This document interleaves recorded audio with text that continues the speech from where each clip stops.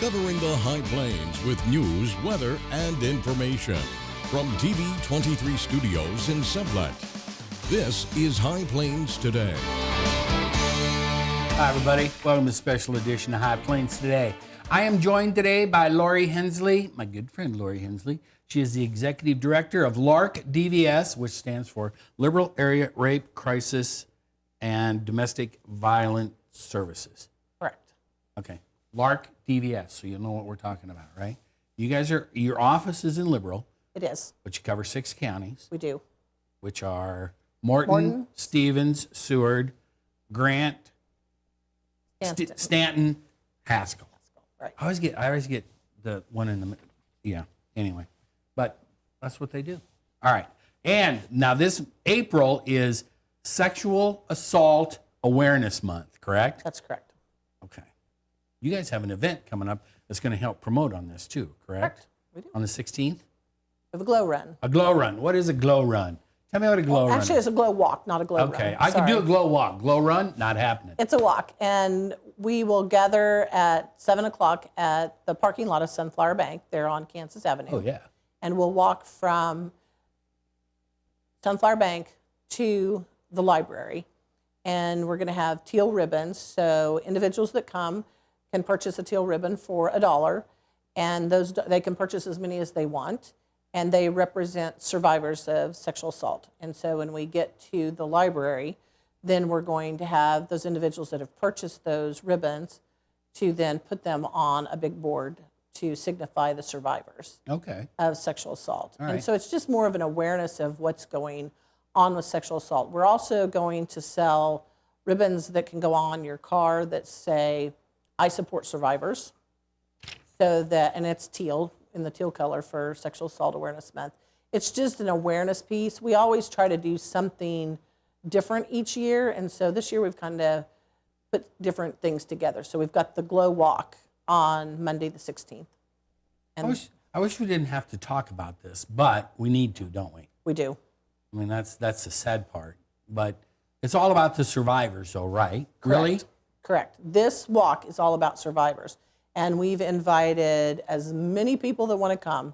So we don't know how many are coming, but we've got several ball teams that have agreed to come. We've got several other organizations that have agreed to come and walk and be with us.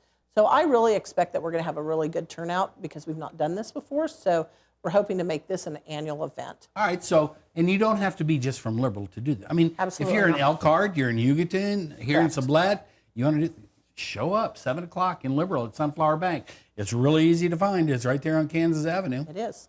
So, all right. Now you have another thing before we get into this. This kind of fascinates me because this can kind of lead us into one of the big questions that I've seen and I've heard a lot about.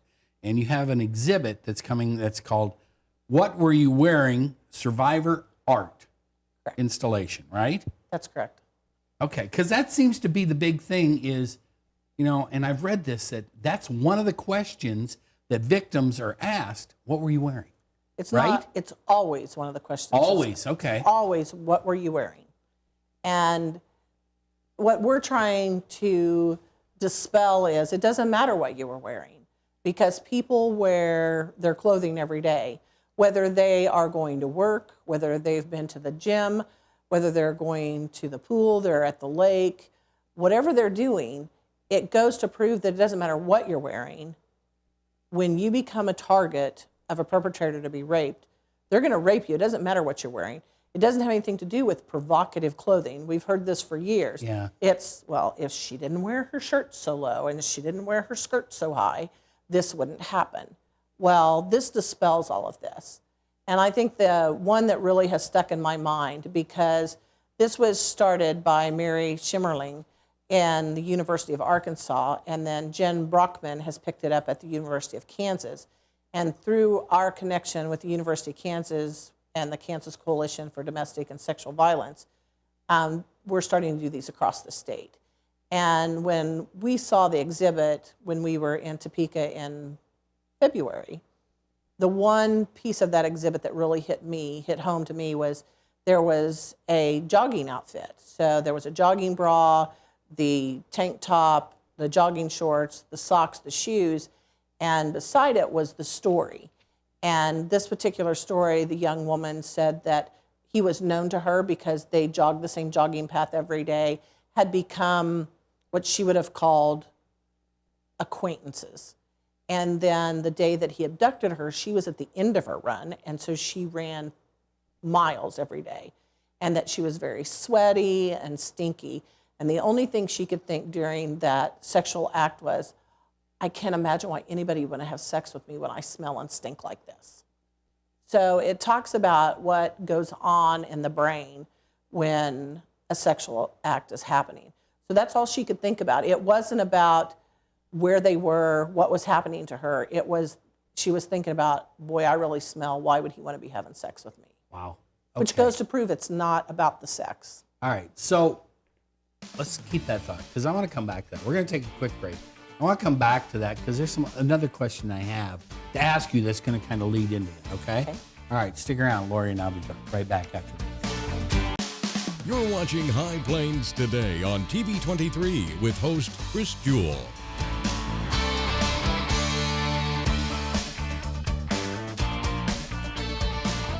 TV 23's internet service and 4G live streaming provided by United Wireless. Coverage you deserve. Service you expect. United Wireless. Hi, I'm Chris Jewell, host of High Plains Today, a 30-minute news and information program that airs at noon weekdays right here on TV 23. Hey, do you think you have an idea for something that would make a great segment? Somebody that would make a great interview? What about a community event that needs highlighting? Let us know here at the station. Email us news@kdgltv.com.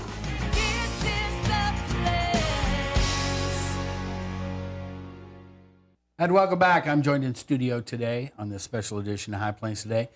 Lori Hensley, Executive Director, LARC DVS. All right, so when we left, we were talking about some of the things that go on in the brain during a sexual assault. And this girl, all she could think about was how sweaty and stinky she was. Why would somebody want to have sex with me? Right? Okay, because that's another thing. You know, you hear the question, what were you wearing?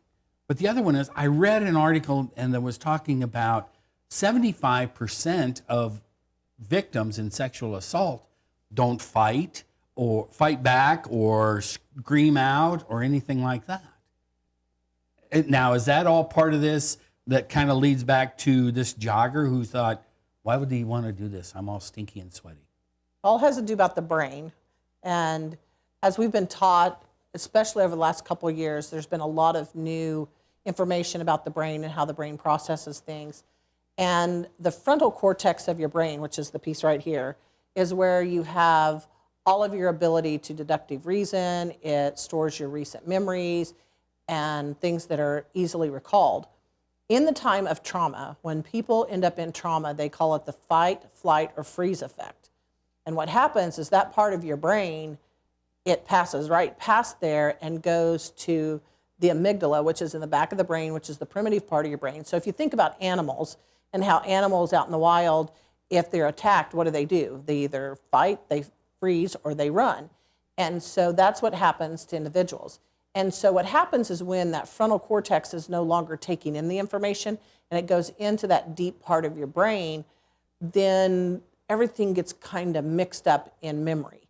So when we talk to sexual assault survivors, we can't expect them to tell me, you know, it was at 6 o'clock, and then at 6:05 we were at this place, and at 6:07 we were here, and at 6:08 he took my clothes off me. You know, they don't remember things in that type of pattern because it's all splattered because they're thinking with that primitive piece of their brain instead of that frontal cortex of their brain, which is why when we do interviews with sexual assault victims, whether the police is doing it for a forensic interview, whether the SAAM nurse is doing it, whether they come in and we talk to them first, sometimes we'll ask them when they can't remember things, everything's all jumbled up, we'll tell them, close your eyes and just think for a minute.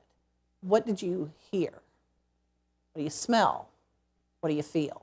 It's those senses that you go back to that will help rebuild that memory.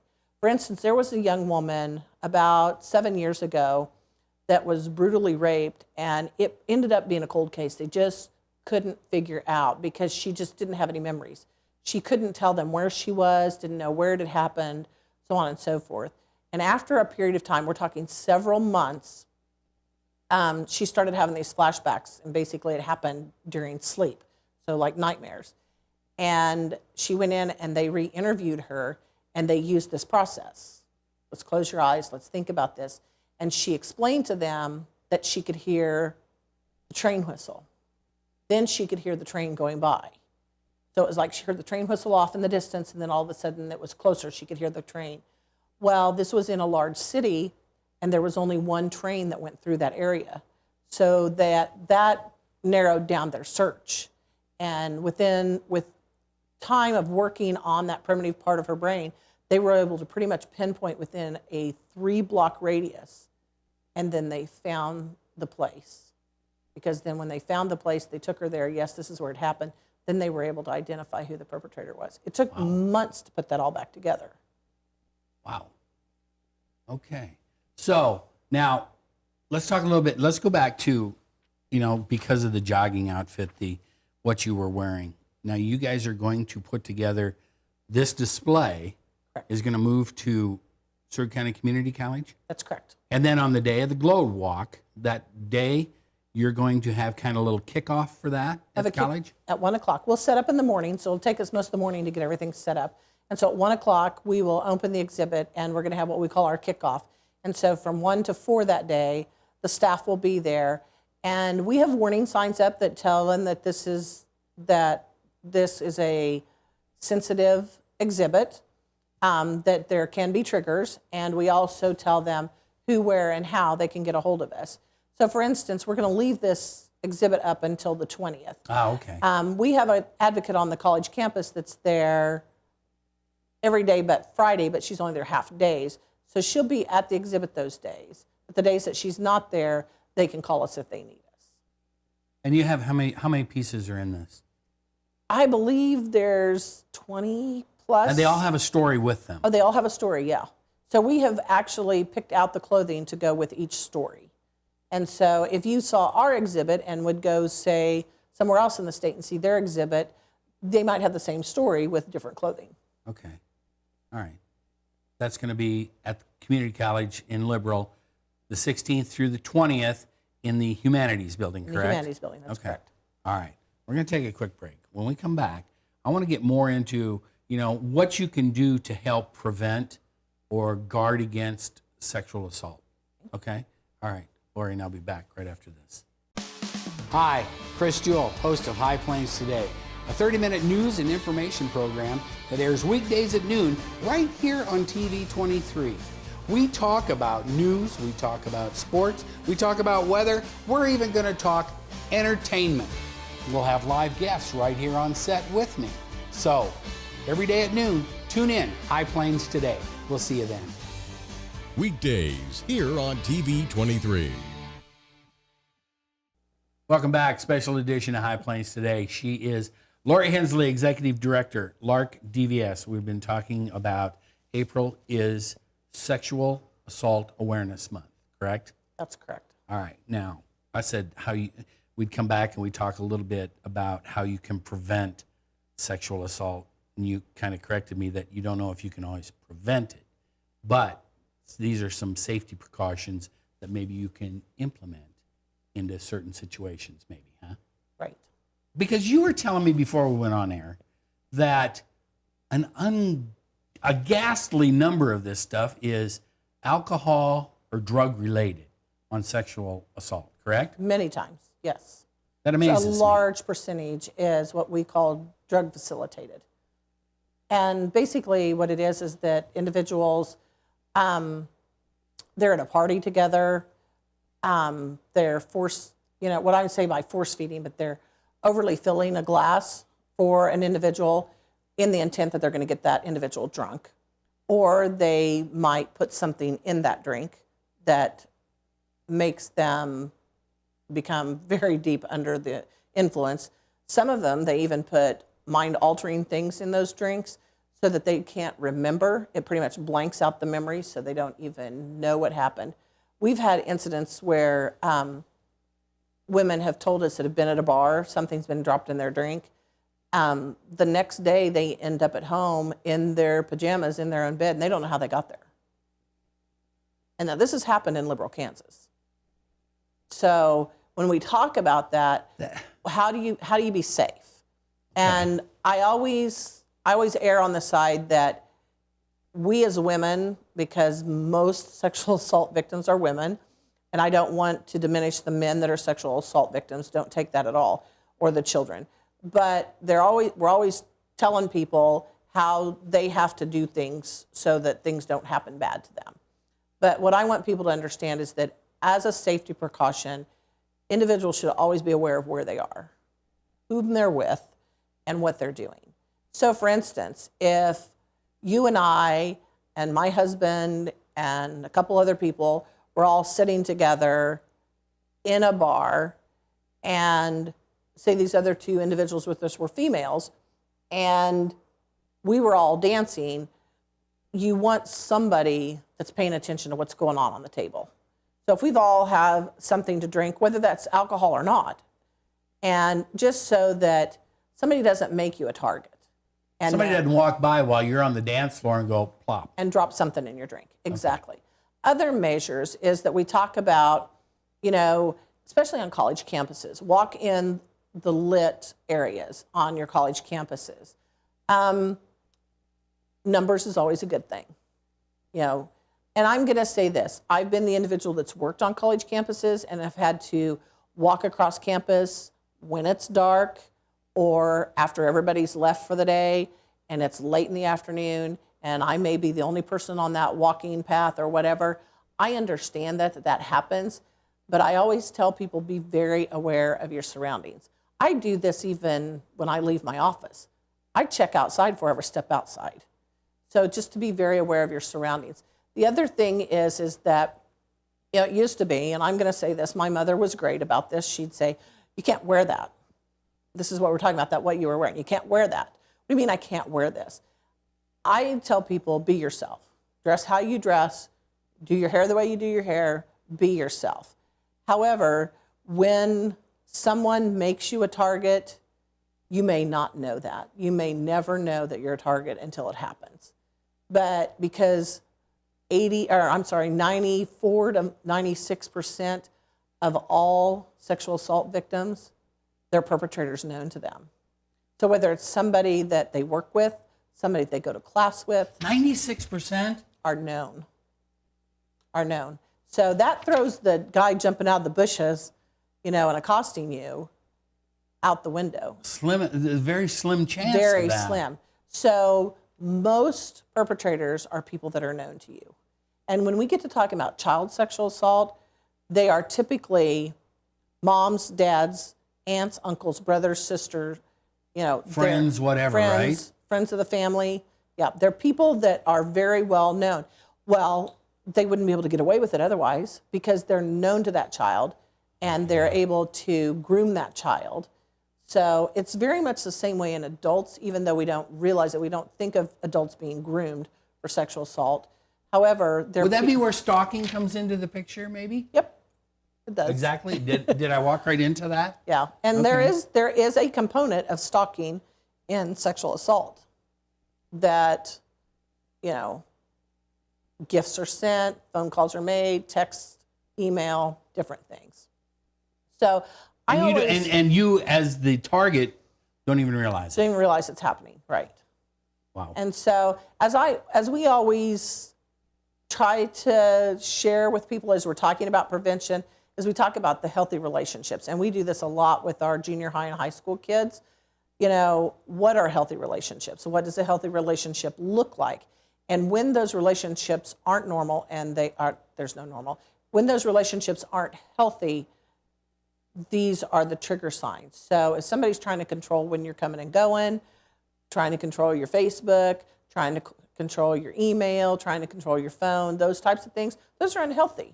Those are unhealthy whether you are just dating somebody, whether you're married to somebody, those are all unhealthy. Those are unhealthy relationships. So the things that we teach junior high and high school students about healthy relationships and what does a healthy relationship look like carry clear into adulthood. That makes sense. Yeah. So, okay. Wow, I didn't realize 96% of it is known. Known.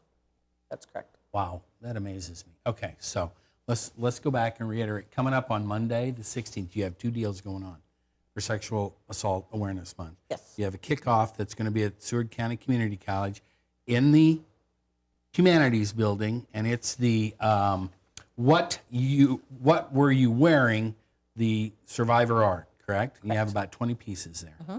You guys are going to have snacks and all that kind of stuff. And then that evening at 7 o'clock, you're going to have the glow walk from Sunflower Bank down to Liberal Memorial Library, where people can buy survivor ribbons and place them, right? That's correct. Okay. So, and you don't have to be, and again, you don't have to be from Liberal to do this. No, anybody can come and participate. Yeah. And I'm going to encourage people that we talk about survivors. So if you know somebody that was a sexual assault survivor, that person doesn't have to be you. That person doesn't have to be there, but to just come and walk on their behalf, buy a ribbon in their memory and put it on there for the memory of their surviving their sexual assault.